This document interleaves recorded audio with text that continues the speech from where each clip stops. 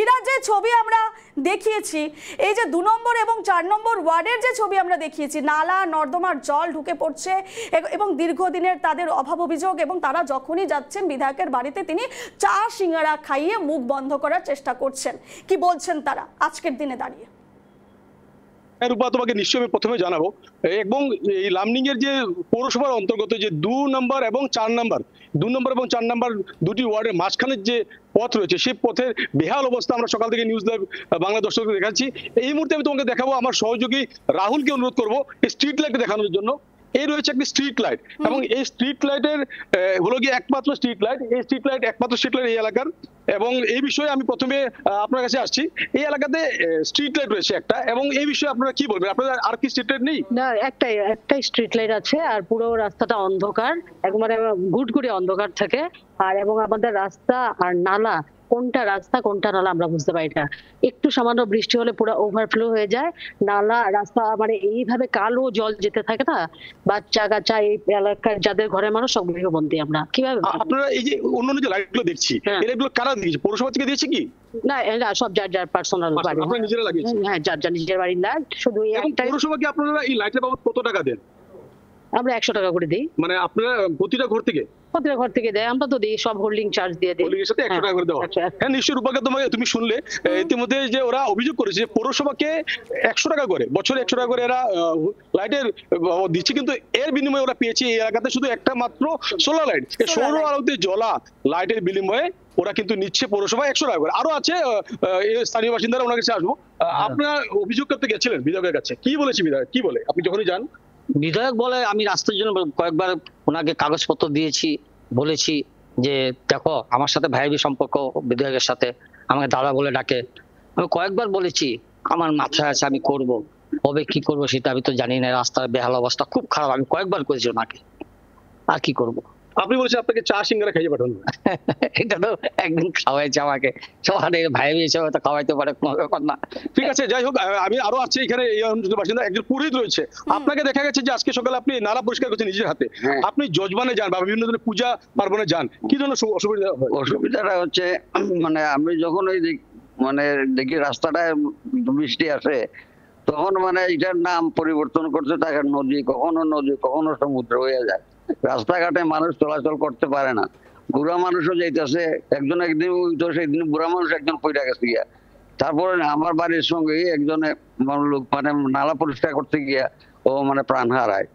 ওইসব মানে রূপা, তুমি শুনলে নিশ্চয়ই যে এইখানে নালা পরিষ্কার করতে গেলে আজকে থেকে 2 মাস আগে একজন যুবকের মৃত্যু হয়ে বলে ওনারা অভিযোগ করছেন। কাজ করতেছিল সে। তারপরে ওই নালার কথা আমরা কতবার মানে অ্যাপ্লিকেশন দেওয়া হয়েছে, তারপরে ওরা কোন রকম মানে গ্রাহ্য করে না। তো আমাদের একটা অনুরোধ হয়ে গেছে যে আমার এই নালাটার জন্য একটু যেন একটু। ঠিক, আমি মহিলারা রয়েছে ওনাদের কাছে জানবো, আপনাদের এই দীর্ঘদিনের সমস্যা, এই ওয়ার্ড কমিশনার কি আসেন নাকি আপনাদের এখানে?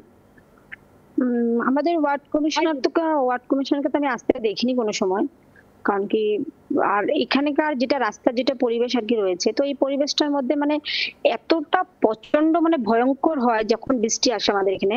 মানে রাস্তা দিয়ে বেরোনোর তো মানে কোনো ধরনের রাস্তা আমাদের নেই, উপর দিয়ে আমাদের ছেলেমেয়েরা স্কুলে যাতায়াত করতে অনেকটা কষ্ট।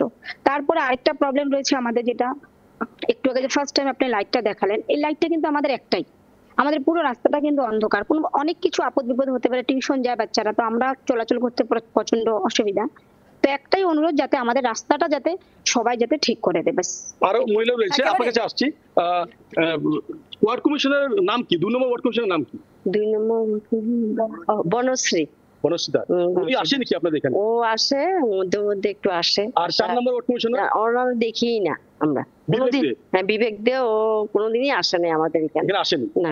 হ্যাঁ রূপা, তুমি শুনলে যে নির্বাচনের পর থেকে কিন্তু ওনারা 4 নম্বরে যে ওয়ার্ড কমিশনার রয়েছে বিবেক দে, ওনাকে কিন্তু দেখা যায় না এই অঞ্চলে, কিন্তু 2 নম্বরে যে ওয়ার্ড কমিশনার রয়েছে বনশ্রী দাস, ওনাকে মাঝে মাঝে তো এই অঞ্চলের বাসিন্দারা দেখে। রূপা, কিন্তু যে সমস্যার কথা বলছেন স্থানীয়রা, একদিকে যখন রাস্তার অবস্থা বেহাল, একেবারে নালা নর্দমার জল, এবং যেই ছবি সামনে এসেছে একেবারে বেহাল রাস্তাঘাট, সেই জায়গায় দাঁড়িয়ে রাতে মাত্র একটি সোলার সোলার লাইট, কোনো স্ট্রিট লাইট নেই, যে কোনো সময় বিপদের মুখে পড়তে পারেন স্থানীয়রা।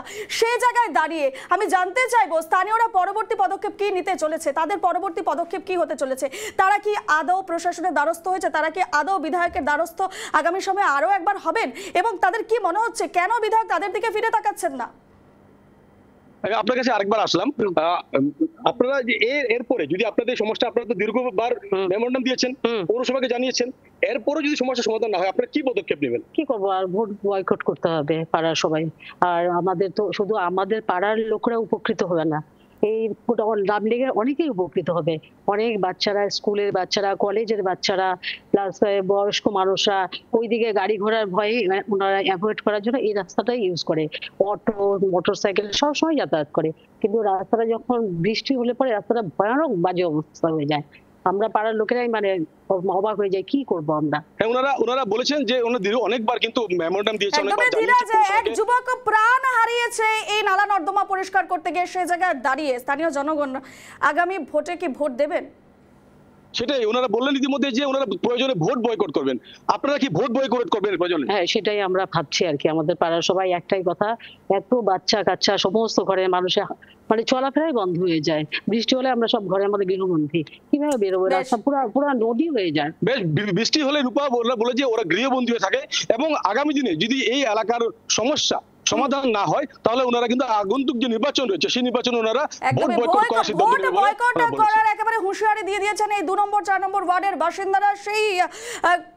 সেই যে মন্তব্য সেটাই আমরা তুলে ধরলাম ধীরাজ, এবং যেই পরিস্থিতির মুখে পড়েছেন এই লামডিংয়ের 2 নম্বর এবং 4 নম্বর ওয়ার্ডের বাসিন্দারা, একেবারে নরক যন্ত্রণা ভোগ করছেন। সে জায়গায় দাঁড়িয়ে তাদের এই ভোট বয়কটের সিদ্ধান্ত, এবং এই মুহূর্তে তোমাকে আমি ধন্যবাদ জানাচ্ছি। এবং যেমনটা আমরা যে খবরে নজর রেখে চলেছি একেবারে সকাল থেকেই, একেবারে জরাজীর্ণ অবস্থা এই লামডিংয়ের 2 নম্বর এবং 4 নম্বর ওয়ার্ডের, দেখতেই পাচ্ছেন কিভাবে হয়রানি পোহাতে হচ্ছে সেখানকার স্থানীয় বাসিন্দাদের।